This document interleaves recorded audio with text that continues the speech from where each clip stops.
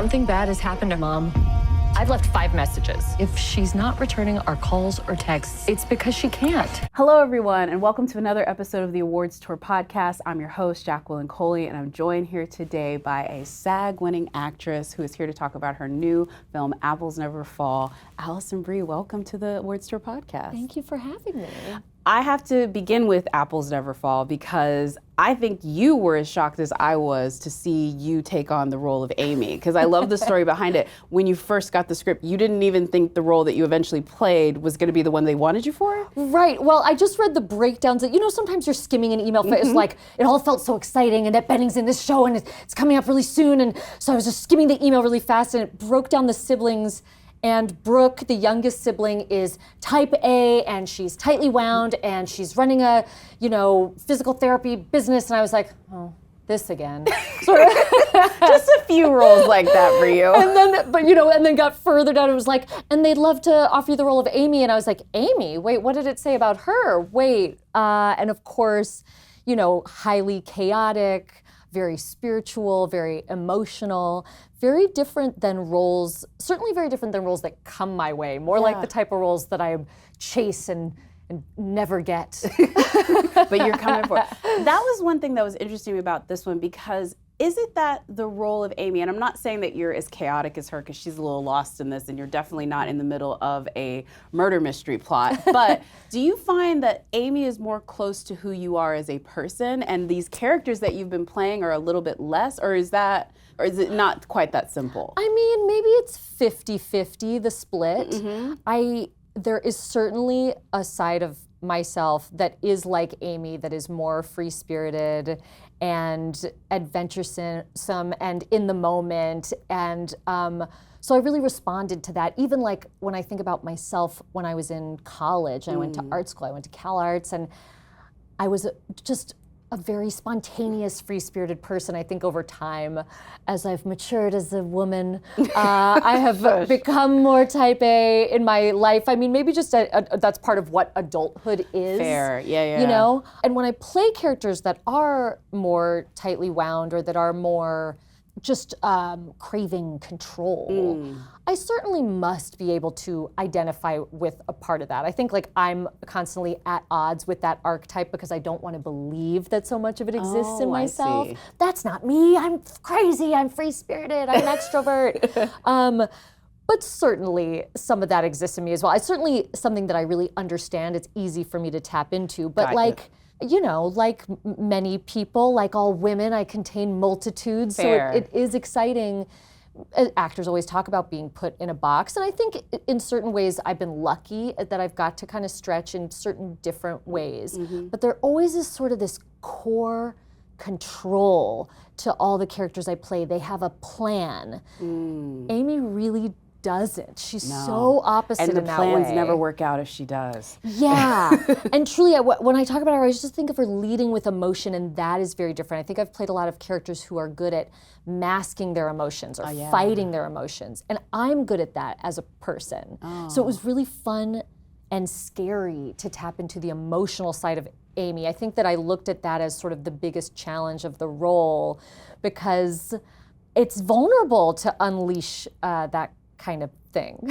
Yeah, and so to kind of set the stage for folks that haven't seen it, so Apples Never Fall is basically this family who is in a bit dysfunctional, lots of maybe lost hurts that have not been talked about. They are a very successful tennis family led by the matriarch of Annette Bening and Sam Neill, and there's this, we open on episode 1 and we don't know where mom is, and the sort of like typical true crime moment, we think dad did it, or we maybe don't know if dad did it. Like half of us think dad did it, and we're at odds. Yeah, and your siblings, you have Jake Lacey and 2 newcomer Australian actors that are with you on this. But I'm wondering for you, was it also slightly a bonus knowing that you were going to be filming this in Australia that allowed you to sort of like embrace the Amy? Because I feel like if there was a place where I don't know if I could be that Amy in LA. Is that definitely? But it's interesting that you say that, because when I first heard about the job, that was the side of it that also scared me, being so far away for a long time. It was a bit of a long shoot and elongated by the strikes that were going on and certain pauses and restarts. I'd never been to Australia. I'd always wanted to go. So I was certainly like intrigued, but it felt very daunting, even though that's part of what's great about our job is to travel and see new places. But then you also go like, oh, I'm going to be away from my home, away from my family for 4 months, became 5 months, another month later, you know. Yeah.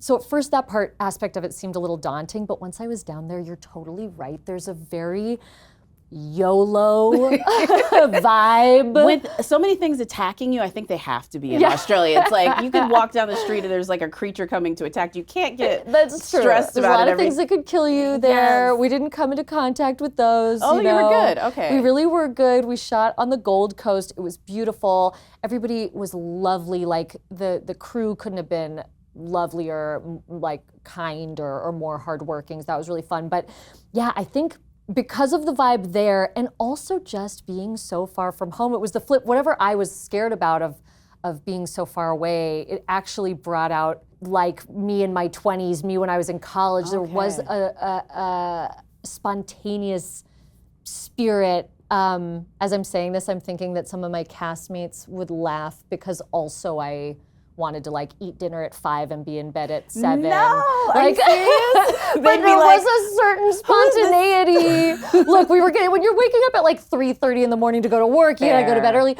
I think, so it's hard to describe because that dichotomy that we opened up by talking about is like in me all the time. It's like the work ethic is still gonna be there, but then I just was embracing more of Amy's spirit of being in the moment and was probably more social on this job than I've been on other jobs where I kind of head down working. And this was much more about embracing the other actors and engaging as a family and spending that time together became very important, I think, for what you see on the show as well. So certainly shooting in Australia was a big part of the experience. And I took so much from it. I mean, I went right back and shot something in Australia again, a movie with my husband, Dave. Oh yeah, is that with someone? What was that next one that you? It hasn't come out yet. It hasn't come out yet. No, we're just did editing it now. No, it's a horror movie, but with an Australian writer director, and so we shot that in Melbourne. But I was like, I mean, I'm trying to convince Dave to move to Australia. Like I loved it. I love who I am down there, and I love the culture you need to down come there. Down there. Yeah. I really do appreciate this, and we're going to talk about this. It is something to be said because it is a shift in Hollywood, and we'll talk about this with you and Dave, where couples and creatives are working more together, and I just look at it as like so admirable and interesting, but also I'm like, I don't know how to do that. Like I like coming home and being like, I know nothing about what you're doing and you know nothing about what I'm doing, but I love that y'all really not only enjoy each other, obviously you married him, but want to keep working together like that. We do. We're very lucky. I think I totally understand how it doesn't work for some people. Yeah. And for us, it just does, and it's great. I mean, I think we work very similarly, Dave and I. We're the same in our work ethic, which is super strong, and there's a lot of passion there. And we have a great respect for one another as performers and producers. And, you know, I've acted in Dave's 2 films that he's directed, and that has been extraordinary for me to watch him as a director. So, like, I mean, you have to have that as a baseline, I would imagine. Yeah, and we're going to talk about that because I really want to talk about somebody I used to know because I watched it leading up to this, and it was great seeing you with that. And we'll get to talk about JLS. But back to Apples Never Fall. Talking about Amy, and there's 4 children and the 2 adults, and you get the dynamics of who this family is, I think, at the birthday party, Stan's birthday party, which is sort of like the opening first episode. We sort of meet the family as they're preparing for his birthday, and everything is sort of out there. I would love for you to break down a little bit about that day. First of all, I heard the helium was like a last-minute audible where y'all were doing the helium. Then there's you with the disastrous fire cake.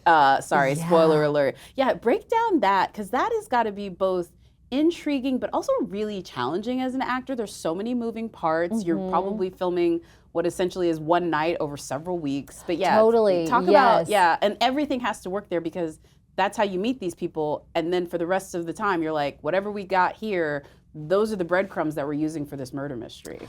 Totally. I mean, I think a lot about that episode. The actual birthday party sequence is in the 3rd episode. Yes. So, like, Savannah is in the mix, the mysterious stranger that's infiltrated the family.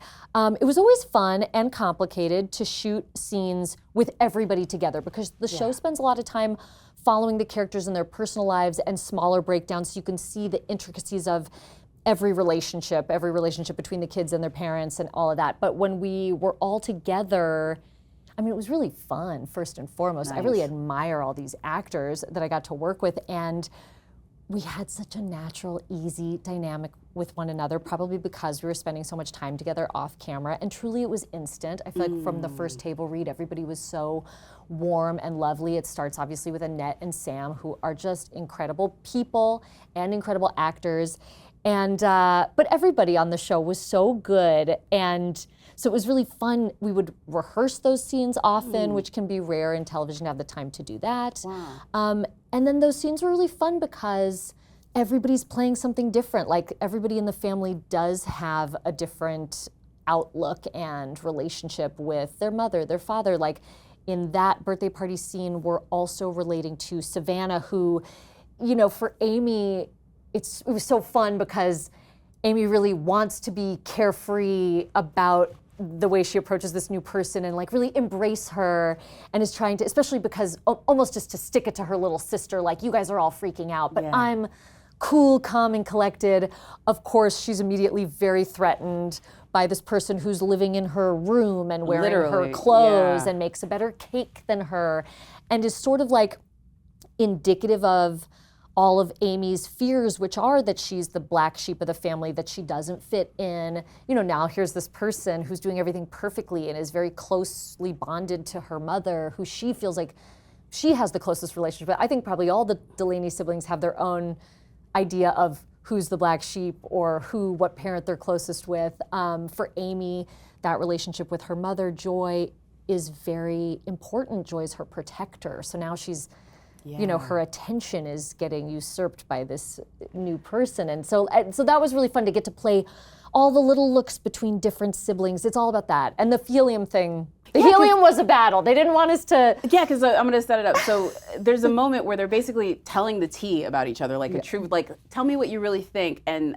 Jake, I guess the first one, he sips on the helium, and everyone can only be honest, it seems like, when they're 2 octaves above. It was just a brilliant way to write that scene, I think. Melanie Marnich, our showrunner, is so good at that stuff of sort of like balancing the way you can be with family, right? Where it's not often that we sit down and just like, let us have a heart to heart, and I'm gonna tell you everything. And this family is so good at putting up a sheen, you know, building these walls, putting on a front of being, they're all vying for their parents' love and attention, and they're competitors. They were raised as competitors, and the love was conditional. So everybody, all of the children want to seem perfect, which I think is a big part of why I loved Amy, is that often she's sort of like, here are my flaws, here's what's going on with me, I'm gonna be a little bit more honest, and everybody's like, we don't do that in this family.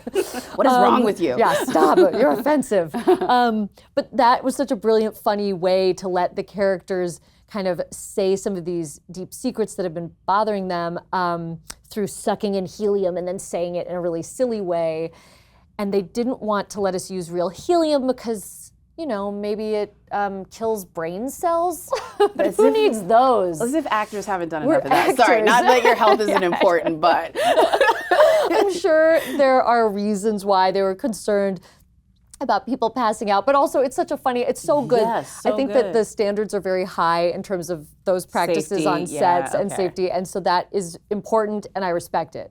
That said, we were like, who here hasn't had a little helium to make a funny voice before? I mean, let us do it. seriously. It's a credit to our producers that they swooped in. They were like, you guys are okay. We had a big safety briefing. If anyone feels like they're gonna pass out. I love this. I love Isn't that funny? I love it's something that you do when you're like 10 years old to Yeah. be silly with your friends, but you know, you're not doing it for hours and hours. I'm glad that they did everything they needed to do to make that moment happen, because it is kind of an absolutely brilliant moment, because I think everybody wants to be that honest. And it's the thing about the show that I think is interesting is it really examines family dynamics in such an interesting way, in ways that like none of us probably think about, but we all experience. And so we're like, oh, that feels familiar in a very like uncomfortable way. Yeah. I'm curious for you, the character of Savannah, which we haven't talked about, she's sort of this agent of chaos that sort of literally comes onto the doorstep of the Delaney's house and really sort of changes their entire dynamic the minute she shows up. And your character feels instantly like jealous, but also sort of like a little bit like scared. Has there ever been a moment where you've maybe felt that sort of like, is there any moment where you wanted to maybe invade someone like the way that somebody is Delaney's, where you felt that sort of like, man, I wish I could just, like, I would want to be adopted by like Serena Williams and like, just let me, you know what I mean? Like, let me be a part of that dynamic. Has there ever been something like that where you felt like that Savannah edge to be like, just let me hang out here. Because you meet, in Hollywood especially, I feel like you meet these cool people and you're just like, I just want to be in your cool girlfriend club. I will say, although this is going to be like the name drop to end name drops. Do it. But when I worked with Steven Spielberg on The Post, I really was like, he's like my dad. Like, I just loved him. He was so generous and as a person and as a director, and really generous with me with his time, and would talk to me about setting up shots. I hadn't directed anything yet, but and I just was like, I would ask him these questions, and he was so supportive. And I feel like there even was a time where he was kind of like, "You're like my daughter," because I think I'm in an age range like his daughters, and that felt so special to me. I think about it all the time. But you wonder if I were to meet his children, would I be like, "That's my dad"? I don't think so. I don't think I would. I don't think you would pull a Savannah. Let's be real. No, I don't think you would go so. that far. But I get, like, especially in Hollywood, because there's people that have lived, and you've lived in Hollywood your entire life, born and raised here. You meet these just so interesting people where, like, for me, somebody coming from Texas, I'm like, you were made in a lab. Like, there's no way you lived this life out here in the land of, like, island and misfit toys. But as someone who, like, grew up here, I think it's, like, one or two things. Either you look at the Hollywood industry and you're like, I want to be a part of that. I'm into this, and, like, it's so cool. But then there's also, like, you see the, like, heartbreak of it. So I'm like, and you started fairly, like, quickly right after school and, like, wanted to do this. Like, what made you do it? Because you've seen the heartbreak of Hollywood firsthand. Yeah, definitely. And I mean, when I was a teenager, my father he still works as a freelance entertainment journalist. So he was at Oscar parties telling me stories about brushing shoulders, you know, with like Demi Moore and Bruce Willis and things like that. And, you know, also the height of like movie stars. Wow. Yeah. But by the other turn, he was also covering people's addictions and other, you know, there's always the sort of dark side of it. But I think there was a magical quality even growing up in Los Angeles. I grew up in Highland Park in South Pasadena, like a little outside of, I wasn't going to high school with the kids of movie stars, you know? It was more like they were shooting movies in my town and I was like, wow, the magic of movies. So that was always alive in me. I wasn't jaded by growing up in Los Angeles. I also think, and I don't know why, but as a kid, maybe because my parents started me when I was very little, 6, 7 years old, in like community theater programs for kids in Los Feliz, through the Jewish Community Center at Barnsdall Park. And so I loved theater, I loved acting. It wasn't about being famous. It really was about theater at the start of it, and I took classes even as a teenager. I didn't go to performing arts school, but we had a really great drama program at South Pasadena High, and like a really intense drama teacher who I think actually gave me so much of my work ethic. And anyway, I feel like I loved doing theater. And then I went to college, which was, I think that was a big thing too, like not being 18 and saying like, get me out on the town. I got to really go do what I loved in a controlled environment that was really safe. I could take big risks because I was in this safe little bubble, doing theater, doing really experimental theater, loving the work that went into it, and also figuring out who I was as a person. So even though, you know, 22 feels like a long time ago, I still think it's older than 18. You have some time, and for me it was really prior to social media and those sorts of things, to really figure myself out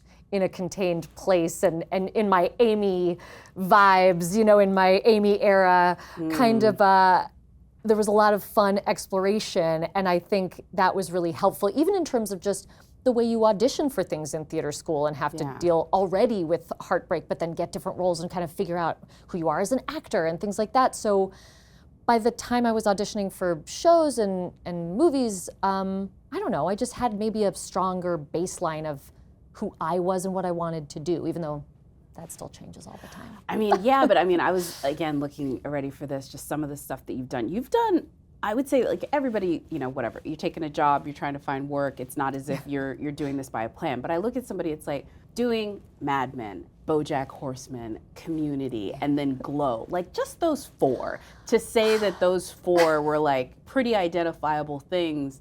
What is it about specific projects, and did you really think about it at that time that you were like, I didn't want to stick with one thing, even though it seems like, based on what you're saying, a lot of these characters maybe hit the same sort of wheelhouse that they were putting you in to a certain extent? In some ways, I feel like in a way, I'm selling myself short, like by saying that, because I find the characters Trudy Campbell on Mad Men and Annie Edison on Community to be very different. Yeah. But certainly, yeah, there are threads that like link them together. But to answer your question, it's luck. It's luck, and now it's some choice and also still luck. Like I think it's a combo and a lot of hard work. But I was just thinking today that like, you know, Mad Men was such a fluke. I was just auditioning for anything and everything. It was one of my first jobs. I got that role as a guest star in one episode, you know? And Community, it's like I auditioned for Community the same week as I auditioned for a show that I think was called $12 Beer, that was a multicam comedy. And I could have just as easily gotten that job and shot a pilot that became nothing. Wow. You know, so yeah, it felt like really lucky to land on those two shows and get to work on those simultaneously was like, oh my God, what a start. I'm living the dream. And then, of course, you know, fighting those archetypes ever since. I think. No, that's true. And I think Glow is a great example of you fighting those archetypes where you did it very differently. Thank you. Well, Glow was the first time, I think, in my career that I felt like I had real agency over what the next thing was going to be that I did. So Mad Men and Community pretty much wrapped the same year. Oh wow! I think yes, and so that was sort of like, wow, this part of my career, this door has closed, this chapter is ending, and what's the next thing going to be? And I think there was a year where I didn't work on any shows while I was just reading everything and was being very discerning about it, and then of course, I feel like I've talked at great length about the fact that I really fought for the role on Glow. I had to audition many times. It was like, once I read Glow, that was the show. There was no going back. It did seem profoundly different to me, and in every way, it just was, the writing was so incredible. It's one of the best scripts to this day that I've ever read. Oh, wow. I mean, so that was, it felt like the one worth fighting for, and I sobbed when I got the part. By the way, I know that you're probably one of those things like, I don't want to talk about it. Like, I would say, I'd be like, no, I fought. And like, people are like, we know you had auditioned so many times. That's what being an actor is. I'm like, I know. But like, legitimately, but it's different from what you're doing right now with Apples, where it's like, you know, you're definitely getting things that are they're looking for you, and they're like, oh, maybe they're thinking of outside your wheelhouse, maybe they're inside your wheelhouse. Yeah. But nobody wants to audition. And so like, if you had to climb Mount Everest of auditions to get a role, I'm telling everybody. Well, it's also sort of like when you're trying to break out of the box a little bit, there are steps backward. You know what I mean? Like, and that's part of I think a global constant realization that I'm always having about people's careers and my own career, and why you're always working for the next thing, because every next plateau or level that you reach, you want to do something different. You crave something different. But now you've just only proven to people that you could do this. So these are the things that are going to come your way. But you want to fight for that thing. But that's going to be a fight. You know, it's easy to say, well, I've just been on this network show that was watched by 25 people, but it felt successful to us, and I should be, should I be on another network show? Or things that come in feel like that show. And for a show like Glow, it's like you can be in a moment where you go, well, I'm getting offers for these type of shows, but they feel the same as the thing. And then there's this show that's the shiny diamond that I want. But they're like, you can come in for a pre-read with casting. They were like, well, I haven't done that in a long time, but I will do it for this show. I think they really were like, you don't look at all like what we were picturing for this. And I was so excited to get to fight and prove them wrong. Oh, I do love that. And I love that you are the type of actor that doesn't, because there are actors that be like, well, I'm not. I'm set now. Yeah, because like I'll tell the story. Like Leo almost didn't get Titanic because he told Jim Cameron at that time, I don't do auditions anymore. And Jim Cameron said, this is a $200 million movie. You either audition or I'm going to the next dude on the list. Wow. But like that is like a real thing with a lot of actors. Or like I'm past that. So I like that you still fought for it. We don't have that much time, but I want to make sure I talk about somebody I used to know, because it's interesting too, because you are producing as well as writing a lot of the stuff that you're doing with your husband. Yeah. And I just want to know, what was the moment that you let it, like the man that I want to pine over would be Jay Ellis in this movie that you're going to have to direct every longing look and every stolen kiss. I mean, it was years before when I watched season 1 of Insecure, and then every season after that. Exactly. But what is where did that story sort of come from? Because I think there's a lot more maybe autobiographical moments in somebody I used to know. There are, but the main story is not autobiographical in any way, which I like to make that distinction. Yeah. I've not had that ex that I pined for. I sort of like, I got the guy. Yeah, you got the guy. But this is what I would say. You talk about being a nudist in this one, and I've seen way too many things about you talking about loving being naked. So like, I just want to basically I love being naked. I love being naked. This is like one of the ways in which I connect to Amy is I just think about like my naked days, or even when I was a teenager, not naked, but would go down to the Venice drum circles and dance, you know. Anyway, I think what Dave and I did, we wanted to write a rom-com sort of about the way we met, because it's a great story, a story for another time. No, that's right. Very romantic. But then we realized we didn't want to do something too autobiographical, because you're putting weird onuses on yourself of like, well, there's gonna have to be a problem in a movie that needs to be solved. Does a person cheat or lie, or what are they doing that's bad to one another? I was like, I don't want to put that out into the universe. That feels like bad energy. So, but we really wanted to make a rom-com, so we just sort of started talking about, well, maybe what about the one that got away, and as we were creating the main storyline, like after we kind of had the main shape of it, we went back and infused it with all of our own stories. My cat defecating and puking on a flight with me is real. My nudist days, we really wanted to embrace that. A friend of ours who's walked in on his mother in a compromising situation. Like we really, stories from our friends, stories from our life. I think that is what we use to infuse the movie with like joy and authenticity. And to bring it back to your very first question, I think that movie, the character of Allie that I play in that movie sort of encapsulates my personal push and pull between like the characters that I get cast as and who I think of myself as, and I land somewhere in between. Like she starts out very buttoned up and kind of, and then she gets back to like her real self, who's fully naked and embracing that side of herself. And I'm like, I'm not fully I dip a toe back in my nudist days, but my husband is like, let's keep it in the house. Let's keep it on our property. But yeah, I think that movie was my way of kind of playing with that aspect of myself. I will say this, I'm too Southern to embrace that, but I literally look at those people like, I wish I was that free. You know what I mean? They are the most joyful people I've ever met in my life. Like, I'm like, I want to live here. Yeah, dude, because you live a different existence.